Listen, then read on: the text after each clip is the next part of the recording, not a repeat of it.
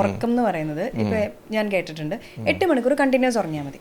Okay, അപ്പോൾ അതായത് ഇപ്പോൾ 2 മണിക്കൂർ ഉറങ്ങിയാൽ പിന്നെ 8 മണിക്കൂർ ഉറങ്ങുക, രാത്രി 8 മണിക്കൂർ ഉറങ്ങിയാൽ 8 മണിക്കൂർ ഉറക്കം കിട്ടിയാൽ മതി എന്ന്. പക്ഷെ ശരിക്കും ഉറക്കത്തിന് കൃത്യമായിട്ടുള്ള ഒരു സമയമുണ്ടോ? അതായത് ഈ സമയത്ത് ഉറങ്ങണം, ഈ സമയത്താണ് ഡീപ്പ് സ്ലീപ്പ് കിട്ടുള്ളൂ, അതുകൊണ്ട് ഇങ്ങനെ പോകണം, അങ്ങനെ ഉണ്ടോ? അത് ആക്ച്വലി നമ്മുടെ സിർക്കേഡിയൻ റിതം അനുസരിച്ച് അതിന് ഏകദേശം ഒരു ടൈം എന്ന് പറഞ്ഞു കഴിഞ്ഞാൽ വൈകുന്നേരം 10 മണി തൊട്ട് വെളുപ്പിന് 6 മണി, അതായത് സൺറൈസിൻ്റെ കൂടെ നമ്മൾ എഴുന്നേൽക്കണം. അതാണ് നോർമൽ ഹ്യൂമൻ ബോഡിക്ക് ഏറ്റവും നല്ലത്. പക്ഷേ എപ്പോഴും അത് സാധിക്കണമെന്നില്ല, നമ്മുടെ ഓരോ സാഹചര്യം അനുസരിച്ച് അങ്ങോട്ടും ഇങ്ങോട്ടും വരാം. പക്ഷേ ആസ് ഫാർ ആസ് പോസിബിൾ നമ്മൾ രാത്രി തന്നെ നന്നായിട്ട് ഉറങ്ങാൻ ശ്രമിക്കുക. രാത്രി മൊത്തം വർക്ക് ചെയ്തിട്ട് രാവിലെ മൊത്തം ഉറങ്ങുന്നു കഴിഞ്ഞാൽ അത് ഭയങ്കര ഇംപ്രോപ്പറായിട്ടുള്ള ഒരു ലൈഫ് സ്റ്റൈലാണ്. അത് ഡെഫിനറ്റ്ലി നമുക്ക് ബോഡിക്ക് ഒരുപാട് ഹാം ഉണ്ടാവും ഓൺ ദ ലോങ് റൺ. നമ്മൾ പെട്ടെന്ന് ചെറുപ്പത്തിൽ നമുക്കത് ഫീൽ ചെയ്യത്തില്ല, പക്ഷേ ഒരു പ്രായം തോറും അതിൻ്റെ ഹാംഫുൾ എഫക്ട്സ് നമുക്ക് ഫേസ് ചെയ്യാൻ സ്റ്റാർട്ട് ചെയ്യും. അപ്പോൾ ഉറക്കം എന്ന് പറഞ്ഞാൽ നമ്മൾ 10 മണിക്കൂർ മുതൽ 6 എന്ന് പറഞ്ഞാൽ 8 മണിക്കൂറാണ്. നമ്മൾ ഏകദേശം അതിൻ്റെ അകത്ത് 4 സൈക്കിൾസ് നമ്മൾ കംപ്ലീറ്റ് ചെയ്യണം.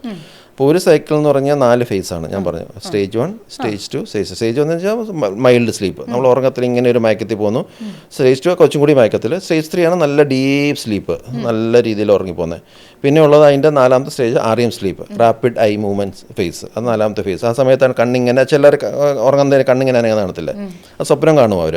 അപ്പോൾ അതാണ് rapid eye movement, dreaming phase. Dreaming phase കഴിഞ്ഞാൽ പിന്നെ അത് പെട്ടെന്ന് ഉണരും. പിന്നെ അത് കഴിഞ്ഞിട്ട് അടുത്ത സൈക്കിൾ സ്റ്റാർട്ട് ചെയ്യും. 1, 2, 3, അതാണ് അതിൻ്റെ ഒരു നോർമൽ റിതം. അപ്പോൾ അങ്ങനെ 4 സൈക്കിൾ നമ്മൾ കംപ്ലീറ്റ് ചെയ്യണം. അപ്പോൾ നമുക്ക് എങ്ങനെ അറിയാൻ പറ്റും നമ്മൾ 4 സൈക്കിൾ കംപ്ലീറ്റ് ചെയ്യുന്നുണ്ടെന്ന്? യൂഷ്വലി അപ്പം നമ്മൾ ഒരു സൈക്കിളിൽ നമ്മൾ അതിൻ്റെ അകത്ത് ഒരു REM സ്ലീപ്പ് ഉണ്ടല്ലോ. അപ്പോൾ ഒരു സൈക്കിൾ നമ്മൾ ഒരു സ്വപ്നം കാണും. അപ്പോൾ ഒരു രാത്രി നമ്മളൊരു 3 or 4 സ്വപ്നം കണ്ടിട്ടുണ്ടെങ്കിൽ അതിൻ്റെ അർത്ഥം നമ്മൾ ആ നൈറ്റിലെ സ്ലീപ്പ് വളരെ നല്ലതായിരുന്നു എന്നുള്ളതാണ്. അതാണ് ഏകദേശം ഒരു ധാരണ. ഭീകരമാണെങ്കിലും ഉറങ്ങിയിട്ടുണ്ട്. ഭീകര സ്വപ്നത്തിൻ്റെ പക്ഷേ ഭീകര സ്വപ്നം ഡീപ് സ്ലീപ്പിൽ വരും. ഡോക്ടർ എഴുതണേ സ്ഥിരം 10ാം ക്ലാസ്സിലെ പരീക്ഷ, 12ാം ക്ലാസ്സിലെ പരീക്ഷ, അതിന് പിന്നിലുള്ള സൈക്കോളജി. പക്ഷെ ഞാൻ ഉറങ്ങുന്നുണ്ട്. ഈ സ്കെയറി ഡ്രീംസ് എന്ന് പറഞ്ഞു കഴിഞ്ഞാൽ അത് ഡീപ് സ്ലീപ്പിൻ്റെ ഇതല്ല, അത് ബേസിക്കലി നമ്മുടെ സ്ട്രെസ് റിലേറ്റഡ് ആയിട്ട് വരുന്നതാണ്. ചില നൈറ്റ് മേഴ്സ് ഒക്കെ ഇല്ലേ, ചാടി എഴുന്നേൽക്കുന്നത്.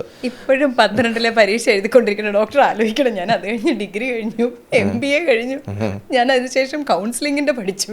ഞാൻ ഇപ്പോഴും 12ലെ കണക്ക് പരീക്ഷ, ചിലപ്പോൾ മലയാളം പരീക്ഷയൊക്കെ എഴുതുന്നത്. അതൊക്കെ എന്ത് മോശമാണ് ഡോക്ടർ, ആലോചിച്ചൊക്കെ എഴുതിയിട്ട് അതൊക്കെ സ്വപ്നം കാണുന്നു. അതൊക്കെയാണ് ഞാൻ സ്വപ്നം കണ്ടിട്ട് ചാടി എണീക്കുക. അത് വേറൊരു സംഭവമാണ്. അത് നമ്മുടെ ബാഡ് എക്സ്പീരിയൻസ് ഇങ്ങനെ ഇടയ്ക്കിടയ്ക്ക് നമ്മുടെ സബ് കോൺഷ്യസ് മൈൻഡിൽ നിന്ന് ഇങ്ങനെ ചാടി വരുന്നതാണ്. അത് ഉറക്കത്തിൽ തന്നെ വരണം. പക്ഷെ ഞാൻ ഉറങ്ങുന്നുണ്ട്, അതല്ല എൻ്റെ അർത്ഥം.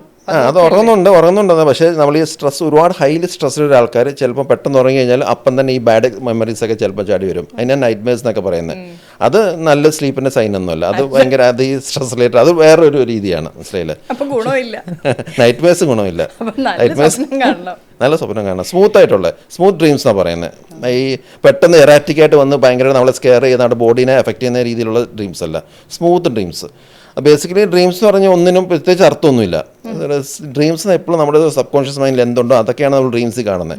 ചിലപ്പോൾ നമ്മൾ അതിൻ്റെ സംസാരിക്കത്തില്ലായിരിക്കും, പക്ഷേ നമുക്ക് വളരെ സബ് കോൺഷ്യസ് ആയിട്ടൊക്കെ നമുക്ക് ആഗ്രഹിക്കുന്ന ഒരു കാര്യം, നമ്മൾ ഫ്യൂച്ചറിൽ നമ്മൾ ആഗ്രഹിക്കുന്ന ഒരു കാര്യം, അല്ലെങ്കിൽ നമുക്ക് ഇഷ്ടമുള്ള ചില ആൾക്കാർ, അങ്ങനെയൊക്കെ അതും അവിടെ ഇവിടെയൊക്കെ ആയിട്ട് വലിയ റിലേഷൻ കാണണമെന്നില്ല. പക്ഷേ ഈ സബ് കോൺഷ്യസ് മൈൻഡായിട്ടുള്ള ചില കാര്യങ്ങളൊക്കെയാണ് നമ്മൾ ഡ്രീംസിൽ വരുന്നത്. അത് തന്നെ വേറെ ഒരു സ്റ്റഡിയാണ് ന്യൂറോളജി എന്ന് പറഞ്ഞാൽ, മറ്റേ സ്റ്റഡി ഓഫ് ഡ്രീംസ് എന്ന് പറഞ്ഞു കഴിഞ്ഞാൽ. പക്ഷേ നമ്മൾ സ്മൂത്തായിട്ട് ഡ്രീം, ഒരു 4 സ്മൂത്ത് ഡ്രീംസ് ഒരു നൈറ്റ് കണ്ടു കഴിഞ്ഞാൽ എൻ്റെ അർത്ഥം നമ്മൾ നന്നായിട്ട് ഉറങ്ങി എന്നുള്ളതാണ്. പക്ഷേ അത് സയൻറ്റിഫിക്കലി പ്രൂവ് ചെയ്യണമെങ്കിൽ നമ്മൾ അതിനെ ടെസ്റ്റ് ചെയ്യണം. പോളിസോമിനോഗ്രാഫി എന്നൊരു ടെസ്റ്റ് ഉണ്ട്. നമുക്ക് തലയിലെ ഇലക്ട്രോഡ് വെച്ച് കണ്ടിന്യൂസ് ആയിട്ട് മോണിറ്റർ ചെയ്യും.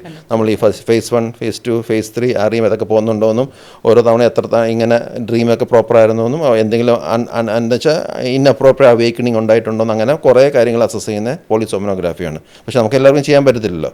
അപ്പം ഈ ഒരു കാര്യം വെച്ച് നമുക്ക് ഏകദേശം ഒരു ധാരണ കിട്ടും. ഒരു 3 or 4 ചെറിയ സ്വപ്നങ്ങൾ കണ്ടിട്ടുണ്ട്, അപ്പം നന്നായിട്ട് ഉറങ്ങി എന്നുള്ളത് നമുക്ക് ധരിക്കാം.